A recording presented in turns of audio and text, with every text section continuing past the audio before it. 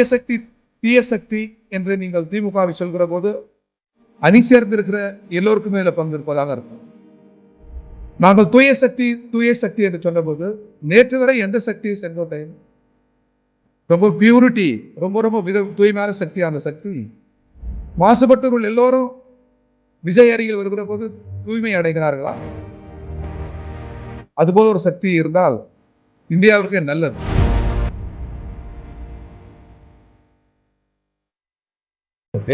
தேர்தல் என்று வந்துவிட்டால் இந்திய ஜனநாயகம் பல கட்சி இயங்க முறை கொண்ட ஜனநாயகம். பெரிய கட்சியோ சிறிய கட்சியோ களத்தில் இருப்பவர்கள் தான் எல்லோருமே. பிரதமர் முதற்கொண்டு சாதாரண குடிமகன் வரை கருத்துக்கள் சொல்லலாம், பதில் அளிக்கலாம். தமிழ்நாடு அத்தகைய மண். உதாரணத்துக்கு சொல்வது என்று சொன்னால் டாக்டர் கலைஞர் முதல்வராக இருக்கிற போதே மிக சாதாரணமானவர்கள் யாராவது கேள்வி எழுப்பினால் பதில் சொல்வார். தனக்கு நிகரா என்று அவர் பார்ப்பதில்லை. தான் ஒரு மாநில முதல்வர், யாரோ ஒரு சாதாரணமானவர் ஜனசக்தியிலே கேள்வி கேட்கிறார் என்பதாக அவர் கடந்து செல்வதில்லை. எத்தகைய கேள்வியாக இருந்தாலும் அத்தகைய கேள்விக்கு உரிய அரசியல் பதில் அளிப்பார் அவர். யார் கேட்கிறார்கள் என்பதல்ல ஜனநாயகத்தில், கருத்துக்கள் தான். எனவே பல கட்சி இயங்கும் முறையில் இப்ப நாடாளுமன்றம் சட்டமன்றத்தில் எண்ணிக்கை எங்களுக்கு இல்லை. எண்ணிக்கை இல்லாத காரணத்தினால் நாங்கள் சிறிய கட்சி. ஆனால் கொள்கை அளவில் எங்களை கடந்து சென்று விட முடியுமா பிரதமரோ உள்துறை அமைச்சரோ? எனவே களம் என்பது கருத்தியல் களம் தான் ஜனநாயகத்தில், சிறிது பெரிது என்பதல்ல. நாங்கள் எண்ணிக்கையில் குறைவாக இருக்கிற போது நாங்கள் முன்மொழிந்ததுதான் ஊரக வேலைவாய்ப்பு திட்டம், தகவல் உரிமை பெறுகிற திட்டம். எண்ணிக்கையில் குறைவாக இருக்கிற போதுதான் இந்தியாவுடைய நாடாளுமன்றம் முதல் விருதை இந்திரஜித் குப்தாவுக்கு வழங்கியது. உலகத்தின் தலை சிறந்த இந்தியாவினுடைய நாடாளுமன்றத்தின் முதல் விருதை பெற்றதே சிபிஐ. அதன் எண்ணிக்கை காங்கிரசுக்கு பிஜேபிக்கு நிகரானதல்ல.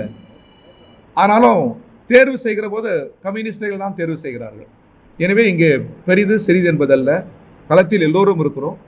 எல்லோருக்கும் பதிலளிப்பதும் எல்லோரையும் பார்த்து கேள்வி கேட்பதும் ஜனநாயகத்தின் இயல்பு. அந்த வகையில் விஜய் சொல்வதை ஏற்க இயலாது.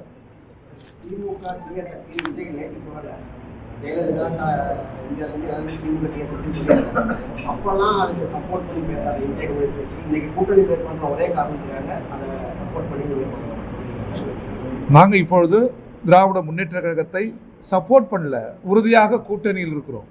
இது ஒரு கொள்கை கூட்டணி. எங்கள் கூட்டணி வலுவாக இருக்கிறது. எதை கண்டும் யாரை கண்டும் அச்சம்பட தேவையில்லை. தீய சக்தி என்று நீங்கள் திமுகவை சொல்கிற போது அணி சேர்ந்திருக்கிற எல்லோருக்குமே இதில் பங்கு இருப்பதாக அர்த்தம்.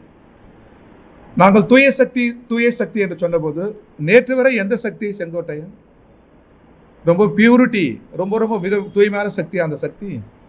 எனவே மாசுபட்டவர்கள் எல்லோரும் விஜய் அருகில் வருகிற போது தூய்மை அடைகிறார்களா?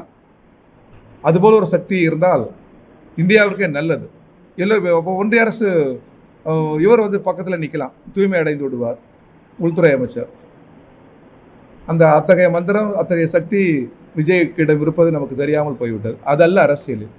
எங்களை பொறுத்தவரை திமுக ஜனநாயகத்துக்காக குரல் எழுப்புகிறது, சட்ட முறைமைக்காக குரல் எழுப்புகிறது. செய்திகளை உடனுக்குடன் தெரிந்து கொள்ள கீழ்கண்ட கேபிள் மற்றும் டிடிஎச் நெட்வொர்க்குகளில் எம்நாடு செய்தி தொலைக்காட்சியை காணுங்கள். பாதகம் செய்பவரை கண்டால் நாம் பயம் கொள்ளலாகாது பாப்பா. மோதி மிதித்து விடு பாப்பா, அவர் முகத்தில் உமிழ்ந்து விடு பாப்பா. அண்மை செய்திகளை உடனுக்குடன் தெரிந்து கொள்ள இணைந்திருங்கள் எம்நாடு தொலைக்காட்சியுடன்.